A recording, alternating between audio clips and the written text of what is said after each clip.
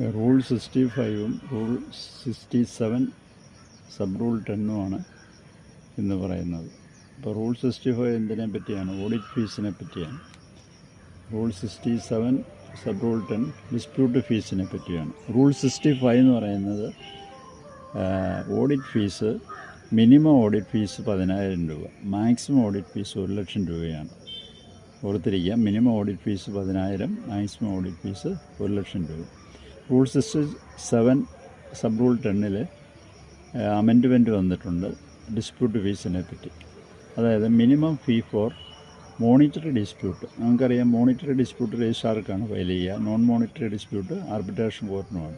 അപ്പം minimum fees monetary ഡിസ്പ്യൂട്ടിന് അടയ്ക്കേണ്ട minimum fees എന്ന് പറയുന്നത് 500 രൂപയാണ്.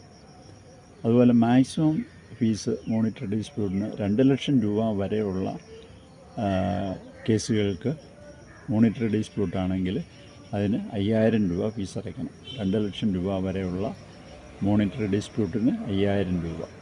അതുപോലെ മാക്സിമം അപ് ടു 10 ലാക്ക്, 10,00,000 രൂപയിൽ വരെയുള്ള 10,00,000 രൂപ വരെയുള്ള മോണിറ്ററി ഡിസ്പ്യൂട്ടിന് 7,500 രൂപയാക്കി മാറ്റിയിട്ടുണ്ട്. അതുപോലെ 10,00,000-ന് മുകളിലുള്ള മോണിറ്ററി ഡിസ്പ്യൂട്ടാണെങ്കിൽ അത് 10,000 രൂപയാണ്. ഇനി ആർബിട്രേഷൻ കേസ് നോൺ മോണിറ്ററി ഡിസ്പ്യൂട്ടാണെന്ന് വിചാരിക്കുക. അപ്പോൾ അത് എംപ്ലോയീസിനാണെങ്കിൽ, ജീവനക്കാർക്കാണെങ്കിൽ അത് 1,500 രൂപയാണ് മാറ്റി. നേരത്തെ 1000 രൂപയായിരുന്നു, ഇപ്പോഴത് അമെൻഡ് ചെയ്ത് 1,500 രൂപയാണ് എംപ്ലോയീസിന്.